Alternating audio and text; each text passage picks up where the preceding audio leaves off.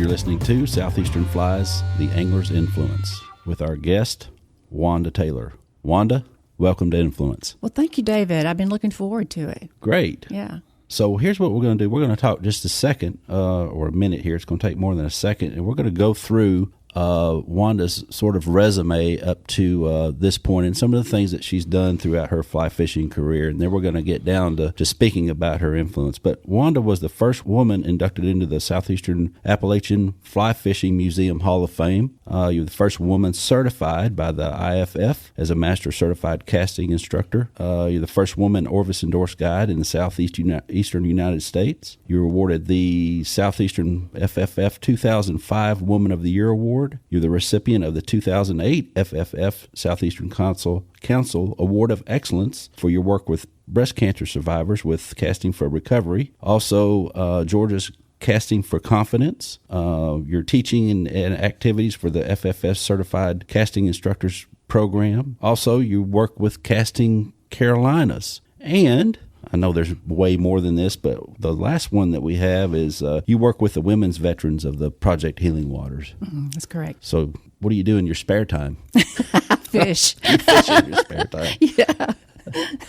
That's quite a list of things going on. I'm going to tell just a little bit about Influence here, just for the folks that haven't listened to the podcast. So what we do at Influence is we talk to folks in the fly fishing industry. We don't necessarily talk about the businesses and that sort of thing, although that's a big part of what we all do. What we want to do is get their story about the people that influenced their fly fishing, how they got to where they were, the people, place, or thing that influenced them along the way. And that tells a pretty good story about where they are and how they ended up where they are.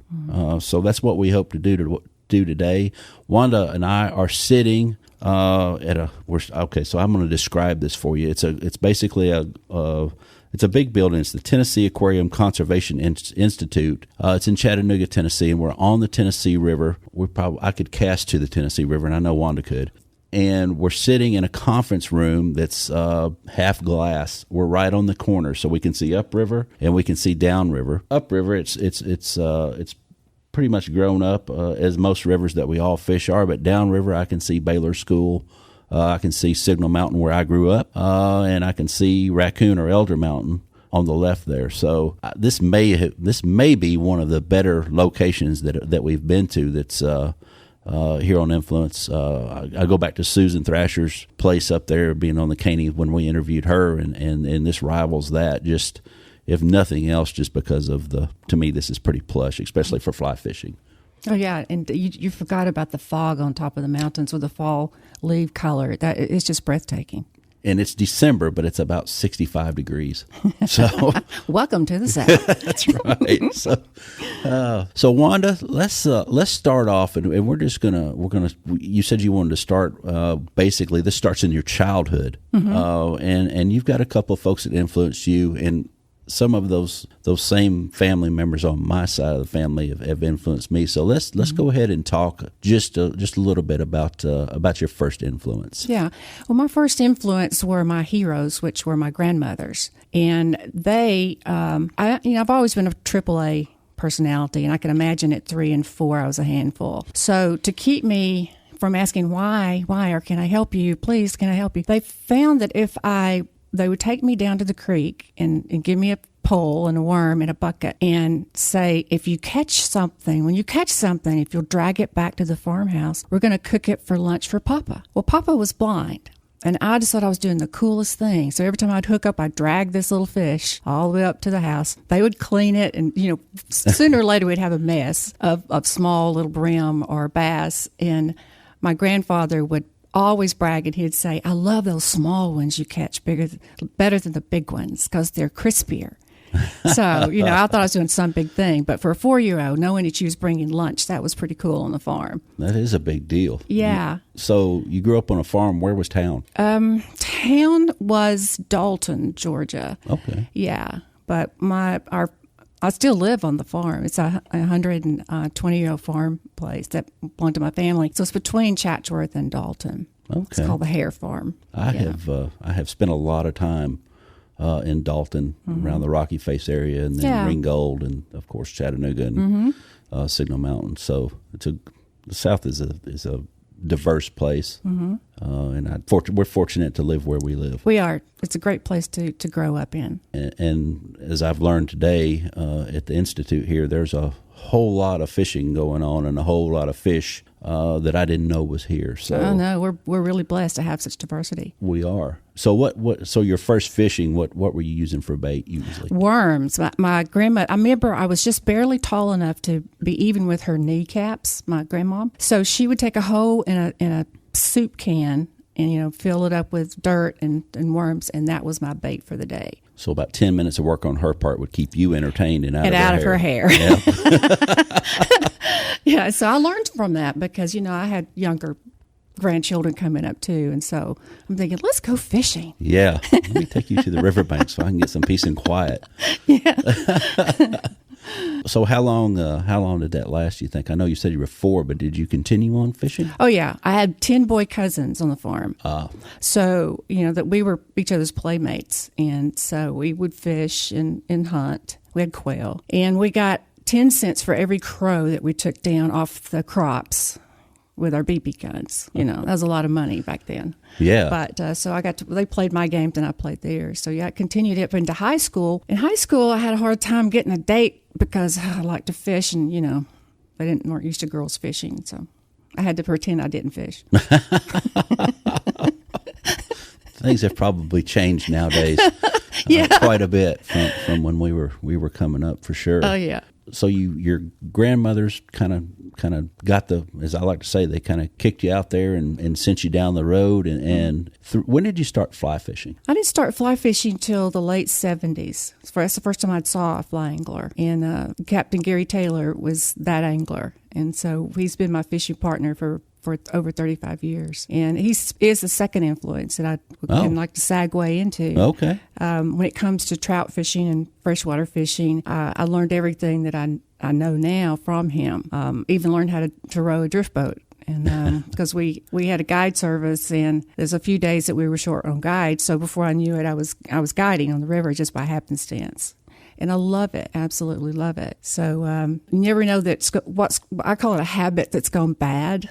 It's like that's a truth. It went really bad. I never intended for it to be a professional career that's lasted my entire lifetime. But I'm very grateful that it has. So when you first started, what was it that really drew you to fly fishing? Well, I took a class here in Chattanooga at Choo Choo Fly and Tackle. Oh, yeah. And Les Kirk was the owner at that time, and he had a women's class. And so I took the class and somehow excelled in it, and he asked me to start co-teaching with him. And then I found other women that were having a difficult time being taught by a loved one or a significant other. Right. And it's just really hard. Even our own son, we could not teach him because, he thought he had to be perfect in our sight. And as people who are emotionally involved feel like they should as well.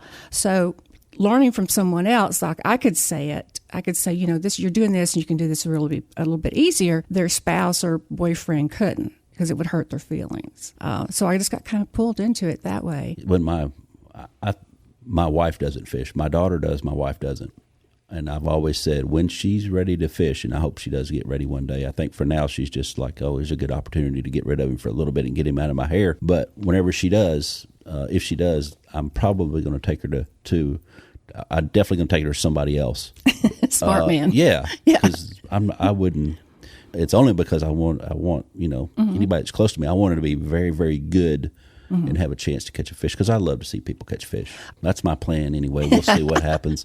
I think it's a smart plan. Yeah. Hopefully that'll be the thing. I taught my daughter, and she was a good student. She was a better student than I was a teacher. And then last year we went out, and she finally now I'm having trouble getting on her calendar. Oh, yeah. Well, that's the time, her age. But we went out last year, and I tried to coach her a little bit, and she just finally turned around at me and said, I can do this. I got this, Dad. Yeah, exactly. And she could, and she did. She's really good for no more than she gets to fish. But as you work with Gary, tell me some of the things that maybe you learned that have influenced you that he showed you. Well, mainly the presentation of the fly, how important that was, and line management. A lot of times people can get it out there, but they don't really know they're trying to emulate, an insect. And they would let the line be dragged by the water pressure, and then it doesn't look natural, and so the fish are either turned off or they know it's not really a natural insect. Line management, I think, is one of the most important things that people learn, but as an intermediate fisher person, it's hard for beginners to understand that, and it just needs more time on the water, basically, with someone who knows what they're doing, and actually just watching someone else fish that's really, really better than you are. I try to fish with people that I know are better than me, and I always learn something very, very important from them, and it's like, gee, I've never thought about trying like that, and so I take home just another nugget of information to make me a better angler. So when you go to fish somewhere else, do you hire guides? Yes, I do. The first day, I don't tell them who I am because I don't want them to be pressured under pressure at all. But I always say, this is your river, and I've never been on it, and I want you to teach me how to fish it. And I have no feelings on my shoulder. You can't say anything to me that's going to hurt my feelings. And I said, I just want to learn something and become a better angler. And by the end of the day, I've learned great things, and then they figure out who I am, and it's like, this was really fun fishing. I had a good time, and I thought you were going to be really bossy. It's hard to be bossy when you don't know the river, and I've done that. I've hired guides and tried to be bossy, and then Well, I think that's the number one mistake, and I hear it from a lot of professional guides. It's like, you've hired me for the day, and then you want to tell me how you're going to fish my body of water. Right, that they're on every day. And they're not catching any fish. Right. And they're blaming you, right. But they're not listening. If they would listen and pay attention, it would be a win-win situation. I was in Colorado this year and hired a guide, and for the first 10 minutes I had a fly that I wanted to fish, and he let me fish it. Mm-hmm. And then after I didn't catch anything, I was like, all right, I'm done. Now, what are we going to do? Yeah. Let's fish your way now. Yeah, exactly. I mean, since you fish here 365 days a year. Right. You think. Yeah. But we ended up back on that fly that I had, but he showed me some things that I needed to do with it differently. Sure. And we caught fish. So, again, it was presentation. And that's kind of a theme that we hear from everybody that I interview is it's presentation a lot of times. Casting is really fun to watch. Mm-hmm. But the rubber meets the road whenever that fly hits the water. Yeah. And I see even people who are not really good casters know how to fish the fly, and they catch a lot of fish. Absolutely. Their presentation wasn't really pretty, but by the time they got their fly line under control, and they knew there was a fish there, and they were able to see it because they had on polarization on their sunglasses, they're always successful. Yeah, people that fish, even if they don't fly fish, if they start fly fishing, they tend to catch on pretty quick on the fishing part of it. Once they get a little bit of a cast going and can get it out away from them, and they get in, you can see somebody come into fishing mode. Right. All of a sudden you can tell, all right, they're fishing and it's fixed to be good. Right. Yeah. And that's one of the things with my students that I have. I said, I already know that you're a good angler. I'm just going to show you how to get the fly in the zone. And once you do that, you just add all that fishing skill that you have with conventional tackle to the fly world. Yeah. And it transfers. Oh, easily. Yeah, it really does. Same. So as you and Gary went throughout your career, you said you had a guide service, and where was that? It was on the Hiwassee River. Okay. And is that the Tennessee side? Yes. Because there's a Georgia side, Yeah, too. It's near Benton, Tennessee. Okay. Yeah. All right. And full disclosure, I've fished there a lot. It's a wonderful river. It really is. And did you row a boat there? Yes. Okay. I still do. I mean, that's my home river. Yeah. Okay. I do instructional guiding on the Hiwassee River. Okay. And what that means is I'm not for hire to catch fish for you or with you. I'm there to make you an independent angler. So I have a lot of beginners like father, son, or mother, daughter. They want to spend the day with me in the boat, and we read the water. Why would you want to fish here? Why would you choose not to fish there? You tie your own fly. If you do catch a fish, you retrieve that fish and release the fish yourself. And then we talk about, fly selections. And so the goal for most of those is at the end of the day that they can go fish that body of water or any body of water independently. And they're in the boat, so you're rowing the boat. Mm-hmm. Yeah, and it's really nice for small children or people, my size. I'm not a very tall person, and I wade like a buffalo. I mean, fish know I'm in the river, but I can row across that river, and if I see fish rising and just anchor out, and we're on top of them. So sometimes the Hiawatha's wide. I mean, it's a mile wide in some places, and it's just really difficult knowing whether they're going to have one generator or two generators to get to where the fish are that day. I've been on the Hiawatha, and I waded it quite a bit, but I took my boat down there 2 days, and by the time I finished crashing down through the stair steps and then into all the other, it was terrible. I was not ready for the first day. The water was up. I just did from the top up there at the swinging bridge down to Towey, and I was like, okay, I got this. It's not a big deal. Second day we started at the top again, and before I got to the stair steps, I was like, I'm having to pay attention.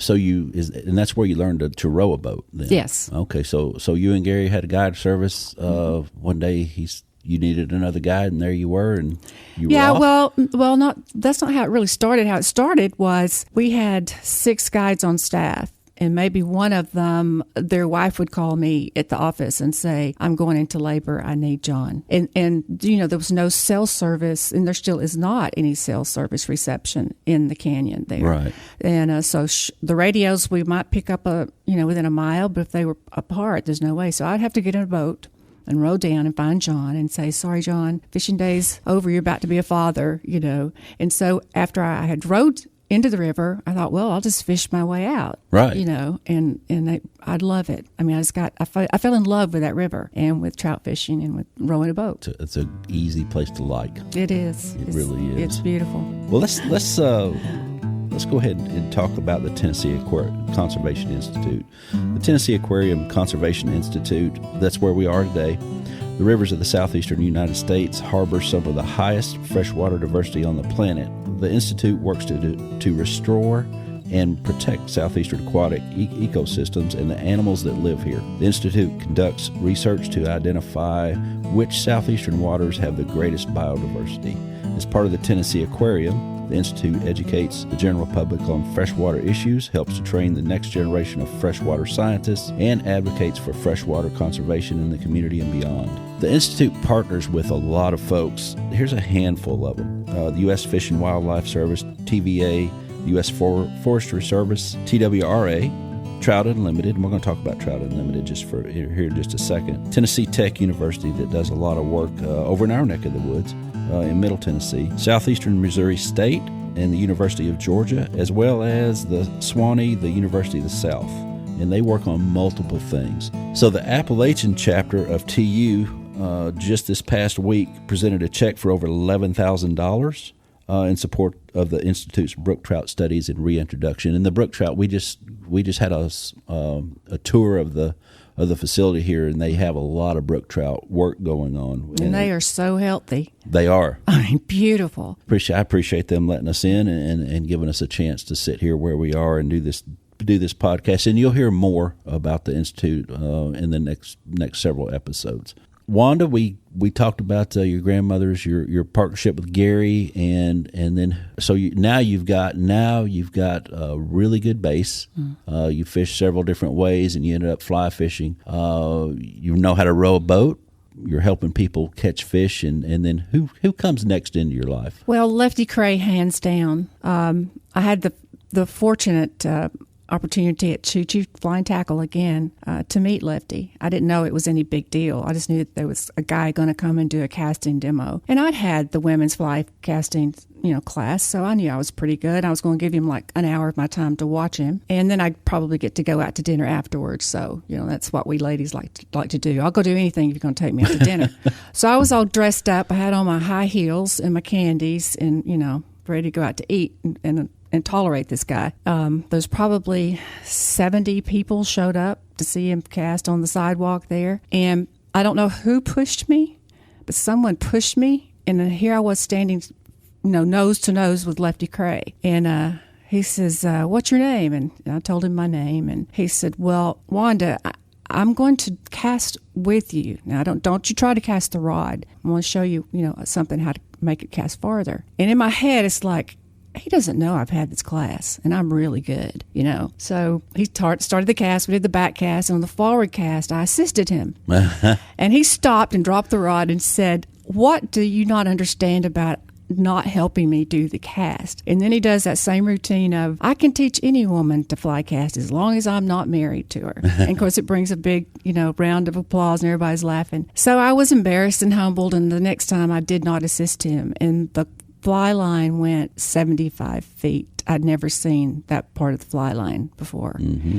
So even though he insulted me and hurt my feelings, I was mesmerized by him. And after that, I didn't see him for, I saw him at shows for maybe the next 10 years because we were there, professional level. But I'd had a horrible encounter with a company that I'd been working with where sometimes people's ethics are a little bit differently than what I thought they should be. And the almighty dollar became more important than people. And so we parted ways. And I was back in my home on the Hiwassee River, and I wrote Lefty a letter. I don't know that he had email or a fax machine or anything. I think it was way before we had so much email, but I had his mailing address, and I wrote him a letter, and I asked him a question like, how do you stay involved in an industry all these years and without being, depressed or to get down, because there's so many things that can get to you, the pressures of it. And I mailed it out, and a week later, my phone rings, and I pick up the phone, and he said, Wanda? And I said, yeah, this is Wanda. He said, well, this is Lefty Cray. And I said, who is this? I told you it's Lefty Cray. You're still not listening to me, are you? Oh, hi, Lefty. Whoa. And I wanted to take the phone and go, this can't be Lefty Cray, But it was. And he said, can you afford a ticket to come up to Baltimore and see me? And in my head, I knew I just lost my job with this company, And I said, sure. I have no money, but I'll somehow find a way. He says, I want you to come up and stay with Ev and I. That was his wife. And I've got some things I want to tell you. So I flew up there for 2 days. He talked to me about how to be an outdoor writer and how to be a photographer and how to sell those stories. And then he started telling me about all the good guys in the industry and those that weren't so good and the ones that I couldn't or shouldn't trust, and that I should never put all my eggs in one basket. Always diversify yourself and have things for your off season and your on seasons. And so by the end of those 2 days, I felt like a new person. I mean, I couldn't believe him. We knew each other, but not like, he took me in like I was his child and told me things about the industry and introduced me to people in the industry that were ethical and had people became first before the almighty dollar. And it changed my life. He introduced me to TFO. And so that's been a wonderful relationship for the past 18 years. And they are a family. And also they listen to their national advisory staff. And when we have an idea, they implement it immediately. It doesn't take a 2-year study. Right. They implement it, and then we all try it. And if we think it's going to be profitable and something that's improving the fly fishing industry, they manufacture it. And so it just makes going to work every day just so much fun because that people are smart and that they believe in each other. So you were friends with Lefty for a long time. Did you fish with him much? Oh, yeah. Yeah, he would say, why don't you come up and let's do the Susquehanna with Bobby? He called him Bob Klauser. He calls him Bobby. And I said, sure. So I got to fish with he and Klauser on the Susquehanna for, I'm not sure what we were fishing for, bass probably is mainly what we caught with some of Bob's flies. But and then we came back for carp later with Flip Pallet. And he just introduced me to so many great anglers that I would never have the opportunity to fish with before. So what do you think as you're fishing with Lefty? What did you learn there from him when you were on the boat with him? How humble he is. I mean, I would congratulate him on a cast, and he'd say, well, thank you very much. Instead of, who do you expect? It's me, Lefty. Yeah. And then he'd show me how to skitter a fly or how to work a streamer a new particular way. And of course, I was just taking it in like a sponge. So again, even he was talking about presentation. Oh, yeah. Yeah. Yeah. Somebody that could cast from the whole fly line plus. Without a rod. Yeah, without a rod. Yeah, exactly. And he's focused on presentation and trying to help you present the fly maybe differently, maybe better so that you could catch a fish. Yes. Again, we go back to presentation, which and that's kind of for those of you that are listening, I don't tell anybody what to say. I know who the influences are before this before the podcast starts, but we don't go into anything. Wanda just sat down here and we just started talking. Honesty's honesty. Yeah, and each one of these podcasts have come back to presentation. So if you're trying to learn to cast 90 feet, that's great, and that looks great, and it's a wonderful thing to watch somebody really cast a rod. Yes, but if you're wanting to catch fish, presentation is where it's at. Yes, and more people are understanding that and having classes in schools on presentation, not just the cast itself, but how to put the rubber on the road. Right. And so you'll be successful. Mac Brown has a great one in Bryson City, and he's really one of the, I think, new innovators of making that more clear. Yeah. Yeah, and I think that a lot of that we used to say, well, that's time on the water. Well, I can spend a lot of time on the water and not know what I'm doing. Whenever I get off the water, I still don't know what I'm doing. Exactly. And I'm not much of a reader and go and apply it. I'm one of those that, okay, if I can see you do it, I can probably do it over time. Right. And that's why I encourage people to fish with people that are better than you are.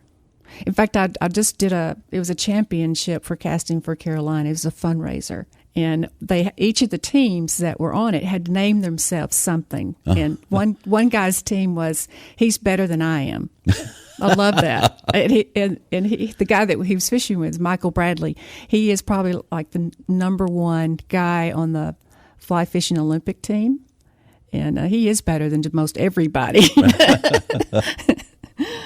Those folks put their time in, don't they? They do. They do a wonderful job, and such ambassadors. I mean, we had cancer survivors that actually fished, and they just gave their day to guide them because they had their own teams, which was really, really cool to see someone that was terminal, come in first or second in the tournament. And the guys had no idea until afterwards, and they were like so humbled, like they had the opportunity to spin on the water. And one of them said she never reflected or acted that she was sick. I said because that's called courage. Yeah, we do some work with the Music City Fly Girls and Casting for Recovery there, and always, every time, hands down, I get way more out of it than the person I'm guiding or the folks that I'm working with. Absolutely. It's just, it is humbling. It is. So you've now you've worked with arguably one of the best in the industry and learned some. So you learned some fly fishing from him and learned some about the industry. It sounds like you had not the greatest view of the industry whenever you broke apart from the first company, but he gave you some knowledge and some information and brought you back to it, and that continued on. You very easily, you could have dropped it right there and said, I want to go be insert anything in there you want. I was ready to walk away. Yeah. Because it wasn't fun. And if it's not fun, you shouldn't do it. No. But he's till the last breath in his body, he's mentoring people, young men and women in the industry. And so because of that, I've learned to pay it forward. And I see that that's one of the things in my goals in the future is working with young women and young men in the industry, especially, our military that's coming back and has PTSD and stuff. Working with those women Marines and stuff, it's just, it's challenging, but it's also some of the most rewarding things that I could do once I see them catch a fish and get hooked on fishing instead of some of the medication they've had to be on. And a lot of them had been able to come off of a lot of it just because they learned to live again. Right. Yeah. Yeah, and I've seen that as well whenever we do the Project Healing Waters. Yes. It's a wonderful organization. It is, and there may be another day where I tell a story about a couple of the different stories about a couple of different folks that I've had the pleasure, and I didn't realize it was going to be a pleasure until the day was almost over with both of them, of how much fun it was and how transformational it was for them. So, and that's for another episode. That's not for today. Lefty helped you out, and then let's talk about your next step there, your next influence. Who's next on your list there? Well, someone that I met maybe 25, 30 years ago. His name's Captain Jake Jordan. We were at a fly show in Chicago. And at that time, I was working for Brays Island Plantation out of Beaufort, South Carolina, as their resident casting instructor. And we had booths next to each other in Chicago. And he was there selling tarpon trips down the Florida Keys. And I've always wanted to catch a tarpon. To that point, the only thing I'd caught was maybe, a redfish. And he's talking about 150-pound, 200-pound tarpon and wants me to come down and catch them. And so we just started a relationship in salt water, at that time. And a few years after that, he invited me to come down to Exuma to do a bonefish school with him and Steve Rajeff. And Steve Rajeff was the world champion caster of the universe at that time. Now he's being beaten by a 15-year-old girl, Maxine. Right. She's incredible. But so I said, sure, I've always wanted to, do bone fishing. And he said, I want you to go through our school and, assist, taking people out on the flats. And I said, all right. So I did, and I learned so much about flats fishing for bonefish. One of the just simple things was how to see them. And you think you'd see them, but because of the wind and their ghost of the sea, you can't.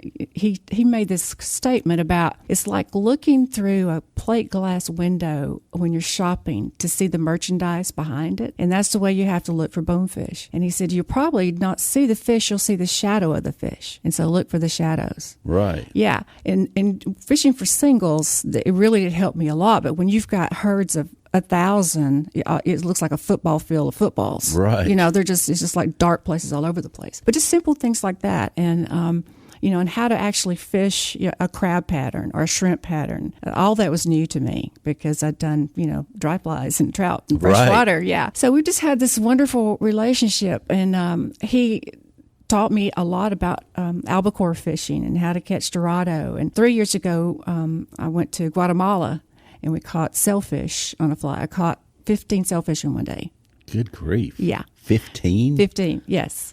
Listening to my mentor. Yeah, right. No, that's the key. So year before last, he says, he called me up and he said, how would you like to break a women's world record? I said, well, I'm not much on world records. And he said, well, I'm not either, but I was looking at it. And he said, the biggest blue marlin to date that any woman's caught on a fly was 90 pounds. And I think we can beat that in Costa Rica. And I said, well, do you have to kill the fish? Because I don't want to kill something that's a game fish. He said, in Costa Rica, it's against the law. And, you'd lose your boat, your captain, you'd be deported. And I said, all right, I'm in. So how are you going to break it? He said, well, it'll be a potential breaking record. We won't really kill the fish to make it official, but we'll have it on GoPro. And, I have an outdoor writer that's going to come and write and do the photography. And I said, I'm in. So we're on a 54-foot Maverick and went 140 miles offshore in Costa Rica and traveled all night. And the next morning, the sun was just barely coming up about 5 o'clock. And everybody hit the deck and they said, all right, the sun's up, we're fishing. So I just started coffee.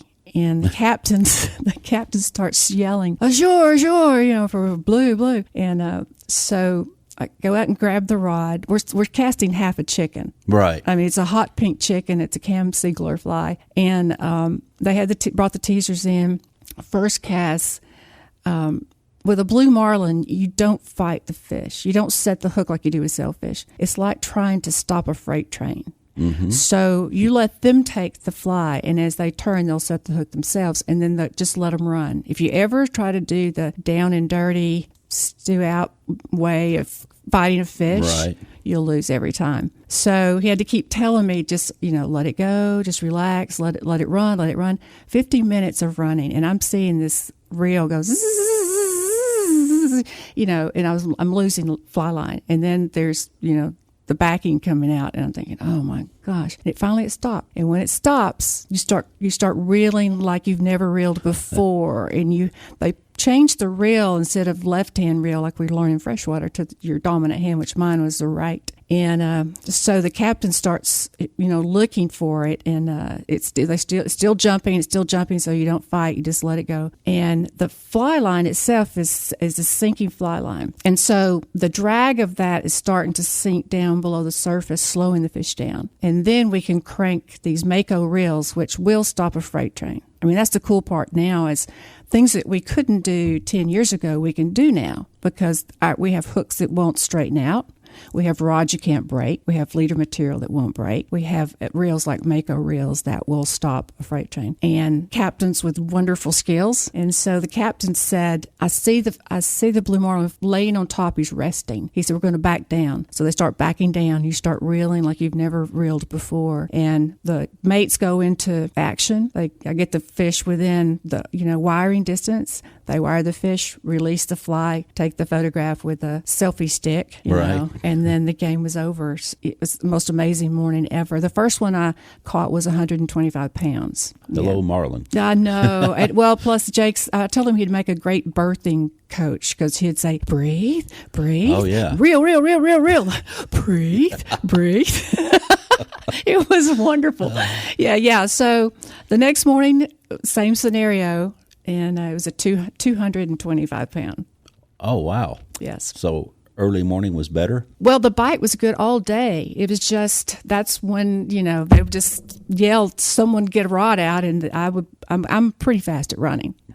Stand back. If I got an opportunity, I'm going to be there. And the last day we were out, I hooked one that was 300 pounds. And it just kept jumping and jumping and jumping. And then it went under, and then 2 miles away, I see this Blue Marlin leaping, and I said, wow, whose fish is that? And for that split moment, I held on to the reel, and Jake said, that's your fish. And then it went zing pow.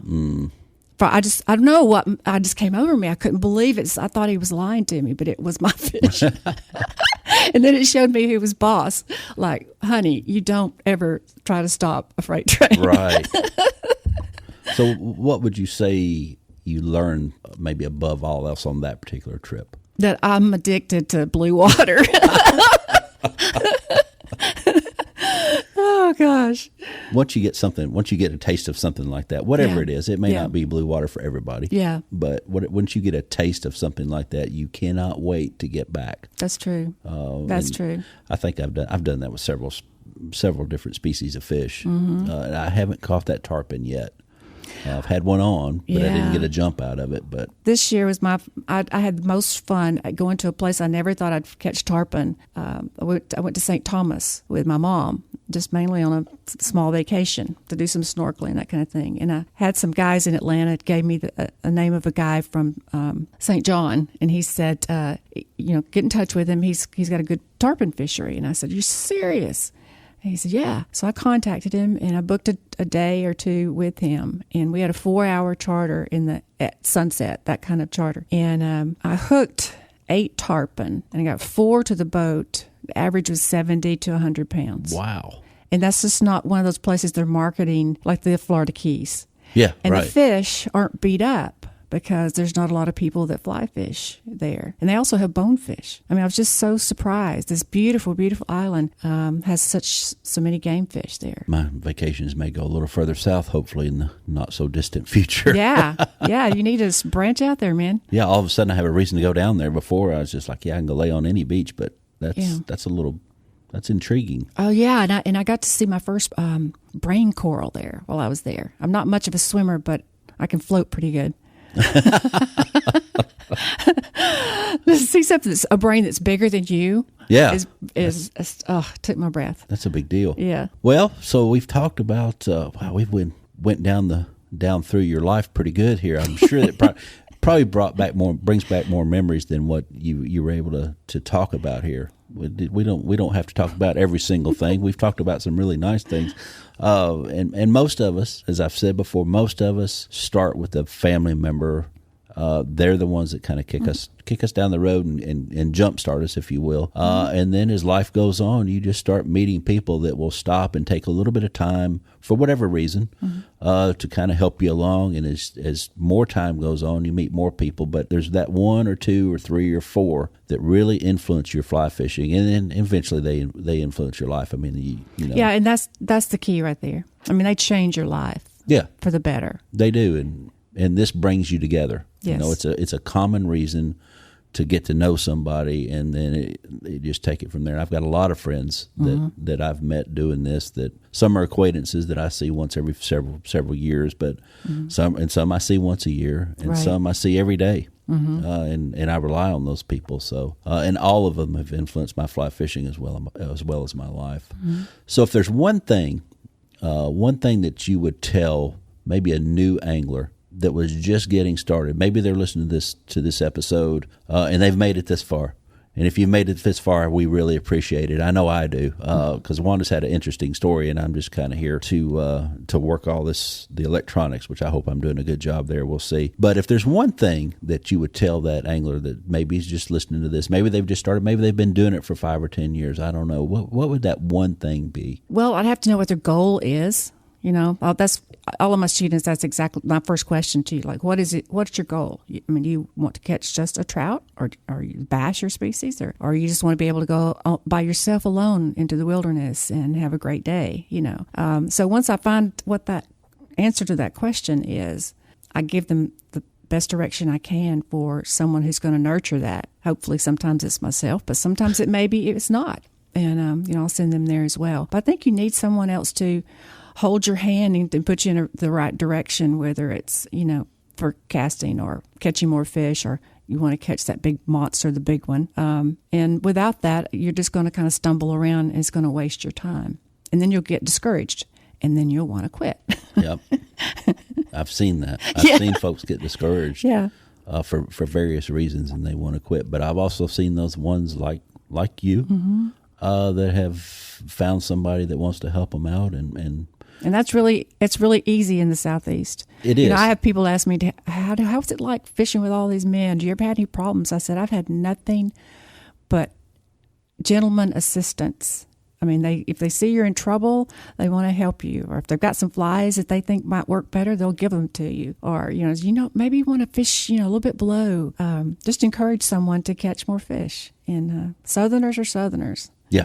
We always will be. Hopefully, we always will be like that. Well, Wanda, like I've said several times, this is a great location here, and I appreciate you coming out and meeting me here on a somewhat gloomy day. It still is better than most folks are seeing today. But thanks for coming out. Thanks for spending the time.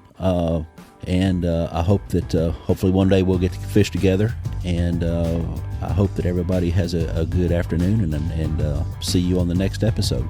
Thanks.